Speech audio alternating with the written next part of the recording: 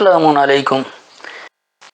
یہ ایک سوال ہے کہ قرآن میں شراب، جوا، بت پاسے وغیرہ کے بارے میں کیا کچھ کہا گیا ہے، اور پھر کیا اس سے دشمنی ہوتی ہے اور اس سے اللہ کی یاد اور صلات کے بارے میں روکا جاتا ہے، تو اس بارے میں قرآن کیا کہتا ہے؟ گو کہ بات تو کئی جگہ سے ہے، لیکن ایک سوال اور بھی آیا ہوا تھا کہ ماننے والے لوگوں پر کوئی گناہ نہیں ہے جو وہ کھا چکے اور پھر انہوں نے پرہیز کیا اور پھر ایمان لائے، پھر نیک عمل کیے، وہ ڈرے اور ایمان لائے، تو پھر وہ ڈرے اور انہوں نے نیکوکاری کی تو اللہ نیکوکاروں کو دوست رکھتا ہے۔ یعنی جو لوگ ایمان لے آئے ہیں، اگر وہ کچھ کھا چکے ہیں تو ان پر کوئی گناہ نہیں ہونا چاہیے، جبکہ وہ عمل بھی کر رہے ہیں، پھر ڈر رہے ہیں، پھر عمل کر رہے ہیں، تو اللہ جو ہے اس احسان کرنے والوں کو دوست رکھتا ہے۔ تو دونوں باتوں کو ایک ہی جگہ سے سمجھانے کے لیے سورہ المائدہ کی آیت نمبر 90 سے لے کر آپ 93 تک دیکھ لیں۔ تو اس وقت میرے پاس حافظ نذر احمد والا ترجمہ ہے، پہلے میں ان کا ترجمہ بتا دوں گا، پھر جو میری فہم اس سے وضاحت کروں گا، اور آخر میں یہ وضاحت کروں گا کہ آیتیں کس طرح ہمیشہ ہمیشہ قابل عمل رہتی ہے، قابل ہدایت ہے۔ تو 5 کی 90 to 93۔ تو پہلے حافظ نذر احمد والا ترجمہ کہ اے ایمان والو، اس کے سوا نہیں کہ شراب، جوا اور بت اور پانسے، فال کے تیر ناپاک ہیں، شیطانی کام ہیں، سو ان سے بچو تاکہ تم فلاح، کامیابی اور نجات پاؤ۔ اس کے سوا نہیں کہ شیطان چاہتا ہے کہ وہ تمہارے درمیان شراب اور جوئے سے دشمنی ڈالے اور تمہیں روکے اللہ کی یاد سے اور نماز سے، پس کیا تم باز آؤ گے؟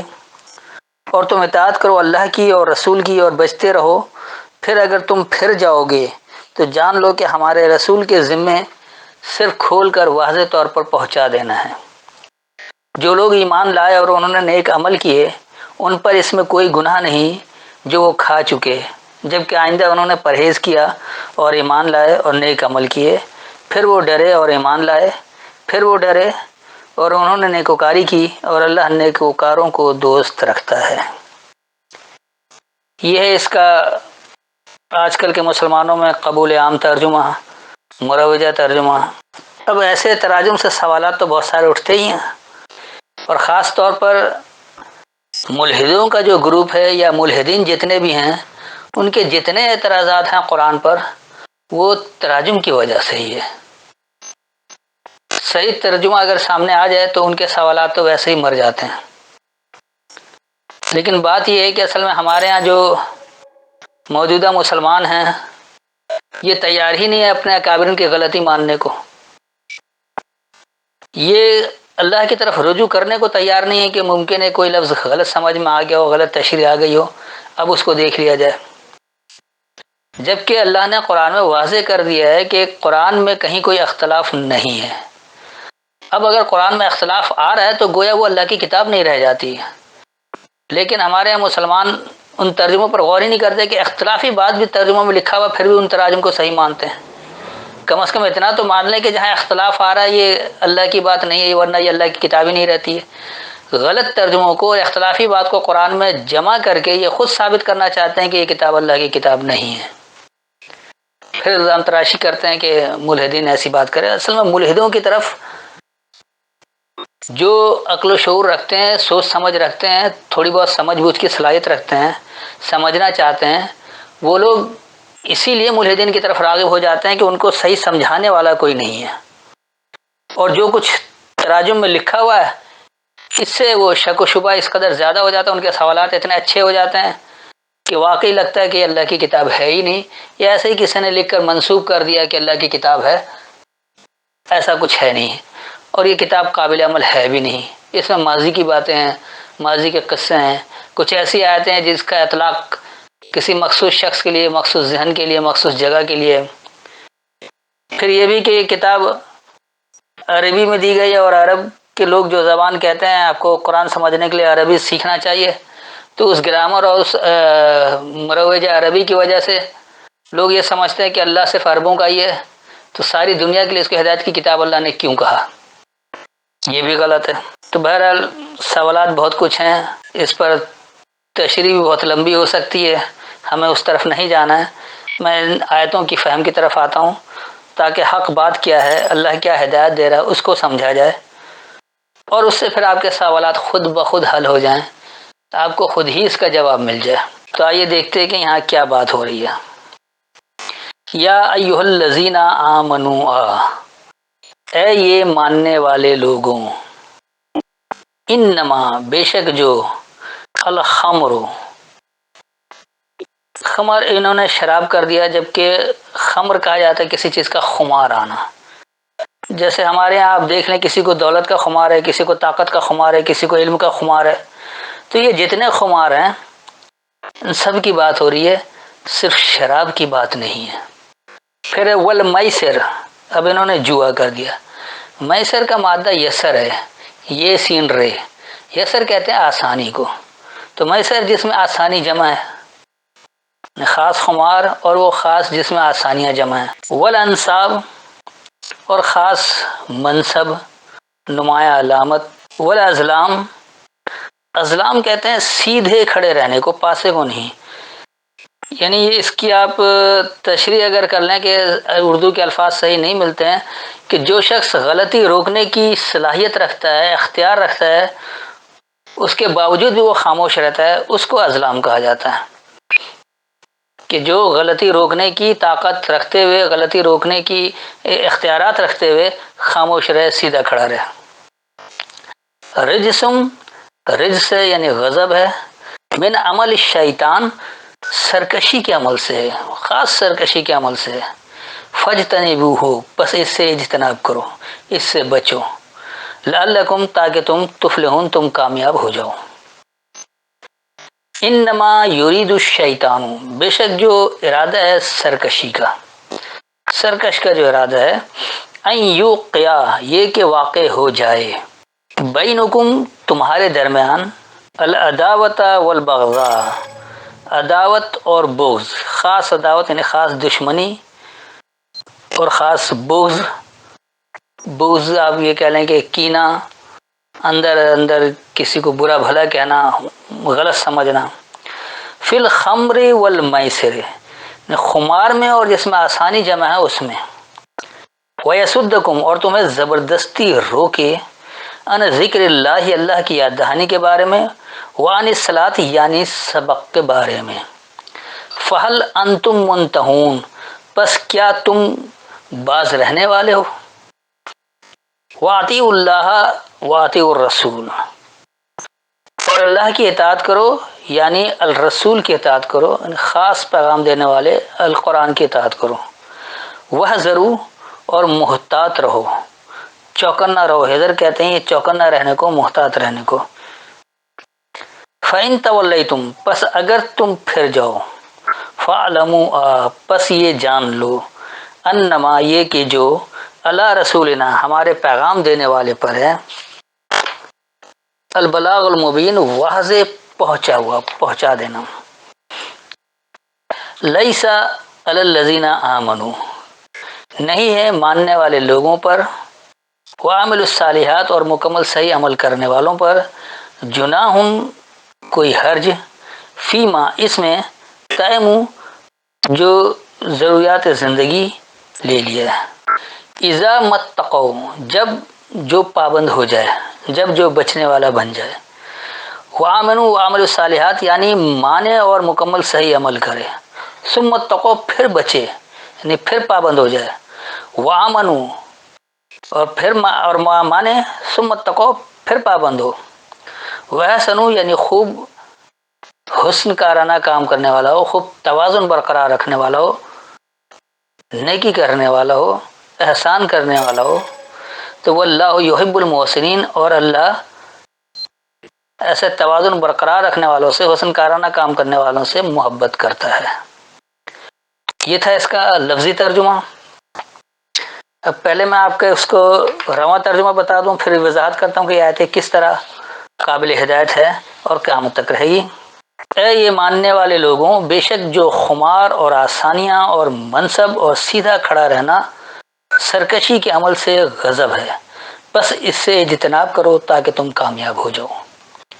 بے شک سرکشوں کا جو یہ ارادہ ہے یہ کہ تمہارے درمیان خمار اور آسانیوں میں بغض اور عداوت واقع ہو جائے، اور تمہیں وہ اللہ کی یاد دہانی کے بارے میں زبردستی روکتا ہے، یعنی سبق کے بارے میں۔ بس کیا تم باز رہنے والوں میں سے ہو؟ اور اللہ کی اطاعت کرو، یعنی الرسول القرآن کی اطاعت کرو، اور چوکنا رہو۔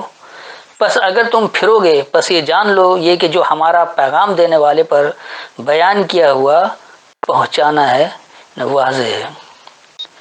ماننے والے لوگوں یعنی مکمل صحیح عمل کرنے والے لوگوں پر اس میں کوئی حرج نہیں ہے، جو ضروریات زندگی گزار چکے، جو وہ پابند رہیں، اور مانیں یعنی مکمل صحیح عمل کریں پھر بچیں، اور مانیں پھر بچیں اور اچھائی کریں، اور اللہ اچھائی کرنے والوں سے محبت کرتا ہے۔ یہ تھا اس کا رواں ترجمہ۔ اب آئیے دیکھیے سمجھتے ہیں کہ کس طرح یہ قابل ہدایت تھی، ہے اور قیامت تک رہے گی۔ بس اس کو سمجھ کر عمل کرنے کی بات ہے۔ اب یہاں جو انہوں نے بنا دیا کہ شراب، جوا، بت اور پانسے ناپاک شیطانی کام ہے۔ اول تو شیطان کا کوئی وجود نہیں ہے۔ شیطان کیا ہے؟ کوئی قرآن سے ثابت کر سکتا ہے؟ شیطان اللہ سرکشی کو کہتا ہے، سرکش کو کہتا ہے۔ تو جو انسان اللہ کے احکامات سے سرکشی اختیار کرے وہی شیطان ہے، وہ خود اپنے لیے شیطان ہے، کوئی الگ سے نہیں ہے جو ہمارے یہاں بنا دیا گیا کہ نیکی کا تو اللہ ہے اور بدی کا شیطان ہے۔ تو اللہ اور شیطان میں بڑے سخت مقابلے بازی ہے، اور ہمیشہ شکست اللہ کی ہوتی ہے، شیطان ہمیشہ حاوی ہوتا ہے، غالب رہتا ہے۔ نہیں، اللہ کو اپنی ہدایت پہنچانے کے لیے اپنی کتاب دینے کی ضرورت پڑی، پھر بھی لوگ نہیں مانتے ہیں، جبکہ شیطان کو اپنی ہدایت پہنچانے کے لیے کسی کی ضرورت نہیں، وہ ہر ایک کے خیال میں آ جاتا ہے، اس کے ذہن میں آ جاتا ہے، وہ جہاں چاہے وہاں آ جاتا ہے، ہر زبان میں آ جاتا ہے، ہر علاقے میں آ جاتا ہے، ہر شخص کو بہکا لیتا ہے۔ کتنا پاورفل ہے۔ تو یہ ہمارے مترجموں نے شیطان کو اعلیٰ قوت والا ثابت کیا ہے، اور اللہ کو شیطان کے مقابلے میں ناکام دکھایا۔ ایسی کوئی بات ہے ہی نہیں۔ دیکھیے کہ بات کیا ہو رہی ہے۔ تو اے ماننے والے لوگوں، بے شک جو خمار ہے، خاص خمار، اب یہ خمار چاہے دولت کا ہو، چاہے طاقت کا ہو، چاہے اختیارات کا ہو، چاہے اونچی ذات کا ہو، چاہے کسی یورپی ممالک سے تعلقات کی بنیاد پر بر صغیر میں آ کر اپنی اونچی اڑان دکھانے کا خمار ہو، تو کسی بھی قسم کا خمار ہو۔ پھر ہے والمیسر، جس میں آسانی جمع ہو۔ اب یہ آسانی جمع کیا ہوتی ہے؟ کیونکہ جوا میں بھی آسانی ہے کہ ایک آدمی بس وہ پھینکتا رہتا ہے، کوئی جیت جاتا ہے، اکثریت جو ہارتی ہے اس کو کوئی مد نظر نہیں رکھتا۔ لیکن جس میں آسانی جمع ہو، اب آسانی جمع کیا ہے؟ جیسے آج کی آپ مثال لے لیں کہ اللہ نے کہا ہے کہ جو بھی آپ کے پاس ہے اس کو آپ کھلا رکھیں، قبضہ نہیں کریں۔ سوال یہ بھی کیا گیا کہ یسألونک ماذا ينفقون، تم سے سوال کرتے ہیں کہ کیا جو کھلا رکھیں؟ قل اللہ عفو، تو اللہ کہتا ہے کہ عافیت دینے والے بنو۔ اب ان کا جو ترجمہ ہے کہ اللہ کہتا ہے ضرورت سے زائد، جو ضرورت سے زائد اس کو خرچ کرو۔ اگر اس ترجمے کو بھی مان لیں تو بھی بات سمجھ میں آتی ہے۔ اب آپ کے رہائش کے لیے آپ کو یوں سمجھ لیں کہ ایک پلاٹ کافی ہے، لیکن اگر آپ ایک پلاٹ کی جگہ کئی پلاٹ لیتے ہیں اور پھر آپ اس کو کرائے پر چڑھاتے ہیں تو اس میں بھی آسانی جمع ہے۔ یہ بھی آپ کو آسانی سے جو سرمایہ مہیا کرتا ہے، بیٹھے بیٹھے کرائے کھا رہے ہوتے ہیں، اس کو بھی اللہ نے کہا ہے میسر۔ پھر والا انصاب، نسب، منصب کی بات ہے، نسب سے منصب نکلا، نصیب بھی اسی سے نکلا کہ حصہ کہلاتا ہے۔ تو یہ جو آپ کو منصب ملا ہے، جو آپ کی نمایاں علامت ہے، یعنی آپ صدر کے منصب پر ہیں، آپ وزیر اعظم کے منصب پر ہیں، آپ کسی سیاسی رہنما کے منصب پر ہیں، آپ کسی سماجی رہنما کے منصب پر ہیں، آپ کہیں تھانے میں ایس ایچ او ہیں، یا آپ کوئی انسپیکٹر ہیں، یا آپ کوئی خفیہ ایجنسی میں عہدیدار ہیں، آپ ایف آئی اے میں ہیں، آپ بیوروکریٹ میں ہیں، یعنی کہیں بھی ہیں، کسی بھی ایک ایسے مقام پر، ایک ایسی حیثیت پر، ایک ایسے پوسٹ پر جہاں سے آپ کچھ کر سکتے ہیں، آپ اختیارات رکھتے ہیں، یہ ہے انصاب، نمایاں علامت جس کو کہہ لیں۔ اور والازلام، تو ازلام جیسے کہ میں نے پہلے بتایا کہ ازلام اس کو کہا جاتا ہے کہ جو لوگ طاقت اور قوت رکھتے ہوئے، اختیارات رکھتے ہوئے غلط کام کو روکتے نہیں ہیں بلکہ کھڑے رہتے ہیں۔ جیسے خاص طور پر ہمارے یہاں پاکستان میں طاقت ہے کہ وہ روک سکتے ہیں غلط کام کو، ان کے پاس اختیارات بھی کو روک سکتے ہیں، لیکن وہ رشوت لے کر، پیسے لے کر خاموش ہو جاتے ہیں، یا ان کے تعلقات والے ہوتے ہیں، دوست احباب ہوتے ہیں، رشتہ دار ہوتے ہیں، ان کو رکھنا ہے تو وہاں وہ خاموشی اختیار کر لیتے ہیں، غلط عمل کو ہونے دیتے ہیں۔ یہ ہے ازلام۔ تو اس کو اللہ نے کہا کہ یہ غضب ہے، رجس ہے، یعنی کہ اس میں آپ کو ہمیشہ ناکامی حاصل ہوگی، معاشرے میں غضب آئے گا، ایک ہیجان برپا ہوگا، اور امن غائب ہو کر بدامنی کی طرف آئیں گے۔ اس لیے اس کو رجس کہا گیا کہ اس میں غصہ ہے، غضب ہے، اور یہ سرکشی والے عمل سے ہے، من عمل شیطان، یعنی یہ خاص سرکشی والے عمل سے ہے۔ تو بس اس سے اجتناب کرو، اس سے بچو۔ اگر آپ کو کوئی خمار ہے، دولت کا ہو، علم کا ہو، شہرت کا ہو، کسی بھی چیز کا خمار ہے، تو اس خمار کو آپ نکال دیں۔ آپ کے پاس جو آسانی سے موجود ہے، جہاں آپ آسانی سے دولت جمع کر رہے ہیں، آپ بینک میں رکھ کر اس کے انٹرسٹ کھا رہے ہیں، یا آپ پلاٹیں لے کر آپ مکان بنا کر کرائے پر چڑھا رہے ہیں، یا آپ نے زرعی زمین لے رکھی ہے، اس کو آپ نے کسانوں سے کام کروایا ہوا ہے، اس کو تو آپ کم دیتے ہیں اور سارا اس کا نفع آپ کھا رہے ہوتے ہیں۔ تو یہ تمام چیزیں جس میں آسانی سے بیٹھے بیٹھائے آپ کو رقم آ رہی ہے، بیٹھے بیٹھائے آپ کو فائدہ حاصل ہو رہا ہے، چاہے وہ رقم کی صورت میں ہو یا کسی اور صورت میں ہو، لیکن فائدہ حاصل ہو رہا ہے، تو جو بیٹھے بیٹھائے فائدہ حاصل کرے، اس کو میسر کہا گیا ہے۔ تو ان سے آپ کو لازمی طور پر اجتناب کرنا ہے تاکہ کامیاب ہو جاؤ تم۔ کامیابی کی وجہ یہی ہے، کامیابی اسی وقت حاصل ہوگی جب آپ غلط عمل سے بچیں گے۔ اگر آپ غلط عمل سے نہیں بچیں گے تو آپ کو کبھی کامیابی حاصل نہیں ہو سکتی۔ اس کے بعد کہ اللہ کہہ رہا ہے کہ بے شک جو سرکشوں کا ارادہ ہے کہ تمہارے درمیان عداوت اور بغض واقع ہو جائے، یعنی دشمنی اور کینہ واقع ہو جائے، کس میں؟ خمار میں، اور جس میں آسانی جمع ہو۔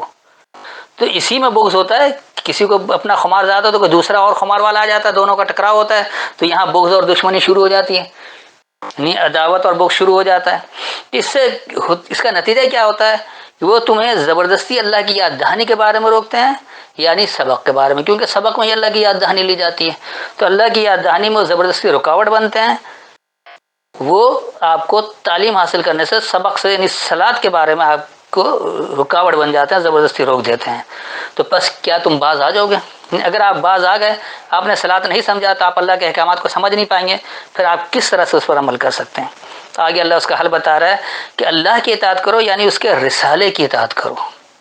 اللہ کی اطاعت اس کے رسالے کے ذریعے ہوگی، رسالے کے بغیر اللہ کی اطاعت نہیں ہے۔ اللہ کا جو بھی حکم ہے وہ اللہ کے رسالے میں موجود ہے، اللہ کی کتاب میں موجود ہے، یہاں سے آپ کو اطاعت کرنی پڑے گی، اور آپ کو پھر چوکنا رہنا پڑے گا، محتاط رہنا پڑے گا، اس میں کوئی ملاوٹ نہ ہو رہی ہو۔ جس طرح آج سایہ ستہ اور سایہ اربع وغیرہ کے نام پر ملاوٹ ہو چکی ہے، اور لوگ رسول کی اطاعت سے باز آ چکے ہیں، بلکہ اس میں غیر اللہ کے کلام کی ملاوٹ کر کے اس پر اطاعت پر آ رہے ہیں، اور انہوں نے اللہ اور رسول کی اطاعت کو دو الگ الگ اطاعت بنا کر رکھ دیا، جبکہ یہ ایک ہی اطاعت ہے۔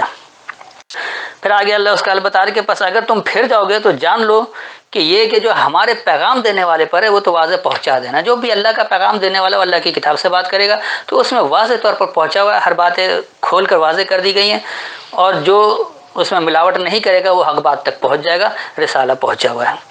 اس کے بعد اللہ کہہ رہا ہے کہ ماننے والے لوگوں پر اور مکمل صحیح عمل کرنے والوں پر اس میں کوئی حرج نہیں ہے، جو کچھ وہ حاصل کر چکے، جو ضروریات زندگی لے چکے، تو جو کچھ بھی وہ کر رہے، لیکن اب ماننے والے ہیں اور مکمل صحیح عمل کرنے والے ہیں، تو جو کچھ ہو چکا ہے اب اس پر ان پر کوئی حرج نہیں ہے، جبکہ وہ پابند رہنے والے تھے۔ اذا متقوا لفظ ہے کہ جب جو وہ پابندی اختیار کر رہے تھے، جو وہ بچنے والے تھے، اللہ کے احکامات کے تحت کام کر رہے تھے، بے شک اللہ کے احکامات کو سمجھا نہیں تھا، لیکن کام اسی کے ڈر کے تحت، اسی اتباع کے تحت، اسی قانون کے مطابق کر رہے تھے۔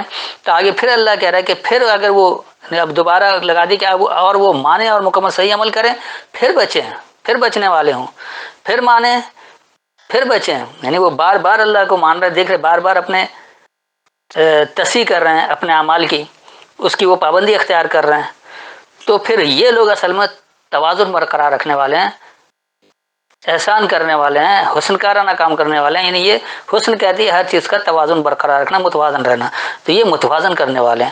تو اللہ جو ہے ایسے متوازن کرنے والوں سے محبت رکھتا ہے۔ تو اللہ جو غیر متوازن عمل کرتے ہیں، جو معاشرے میں ناہمواریاں پیدا کرتے ہیں، ان سے محبت نہیں کرتا۔ جو معاشرے کو ہموار کر دیں، جو معاشرے میں برابری لے کر آئیں، اور جو اللہ کے احکامات کی پابندی اختیار کروائیں، اس کے رسالے کے ذریعے اللہ کی اطاعت کروائیں، اللہ ان کو ہی دوست رکھتا ہے، ان سے ہی محبت رکھتا ہے۔ تو امید ہے کہ یہ تمام سوالوں کا آپ کو جواب مل گیا ہوگا۔ پھر بھی کوئی تشنگی ہو تو بعد میں سوال کر سکتے ہیں۔ السلام علیکم۔